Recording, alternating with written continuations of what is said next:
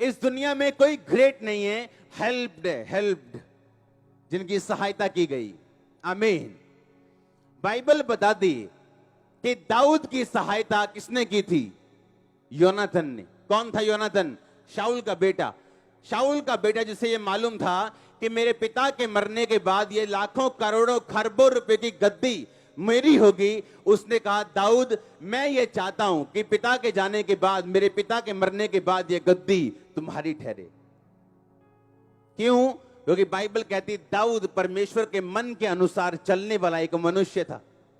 उसके भाई पाप में थे, लेकिन वो पाप में नहीं था।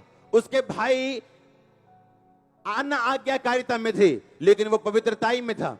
और परमेश्वर ने एक योनाथन नाम का हेल्पर उसकी लाइफ में भेजा। बहुत सारे पास्टर्स गिफ्टेड हैं पर कामयाब नहीं है। उनको प्रीचिंग करना आता है, लेकिन उन्हें बार बार असफलताओं का सामना करना पड़ता है। जब तक आपको अपने शरीर, अपने गिफ्ट पर भरोसा है, परमेश्वर इंटरफेयर नहीं कर सकता। बाइबल कहती है कि दाऊद, परमेश्वर ने अपने मुंह से कहा था, मेरे दिल के अनुसार चलने वाला बंदा एक मुझे मिल गया और ये मेरी इस इच्छा को पूरा करेगा। जब आप परमेश्वर के दिल के अनुसार चलते हैं तो परमेश्वर देखता है और आपकी लाइफ में डिवाइन हेल्पर्स को रिलीज करता है। लिखा शमूएल के ऊपर जीवन भर उसके विरोधियों के विरुद्ध खुदा का हाथ बना रहा। और अगर आप शमूएल की लाइफ देखें तो उसने स्वर्ग जाने से पहले अपने लोगों को इकट्ठा किया था और पूछा था, क्या मैंने तुमसे कभी रिश्वत ली है?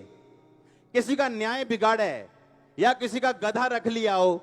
हां, अपने बुढ़ापे तक उसके विरोधियों में हिम्मत नहीं थी, पलिश्तियों में हिम्मत नहीं थी कि इस्राएलियों की तरफ देख भी ले। जब तक प्रॉफिट शमूएल जिंदा था, जब तक खुदावंद का दास जिंदा था।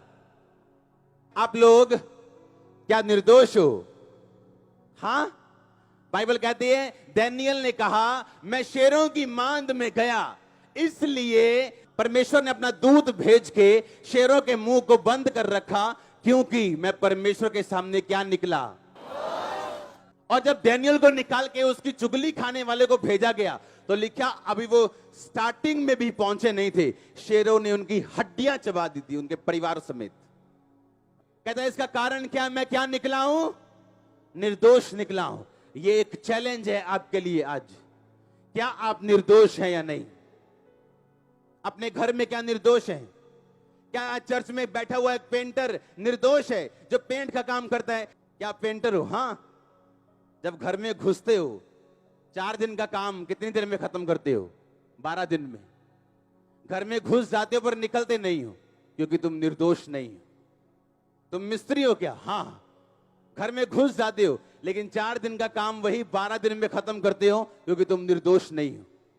जब तुम निर्दोष नहीं हो, फर्क कुछ नहीं होगा। लेकिन एक बुरा दिन आता है धर्मी पे भी और एक पापी पे भी, लेकिन धर्मी बचाया जाता है क्योंकि उसका रिकॉर्ड निर्दोष साबित होता है, और पापी उसी संपत्ति, उसी मुश्किल में मर जाता है क्योंकि वो निर्दोष नहीं।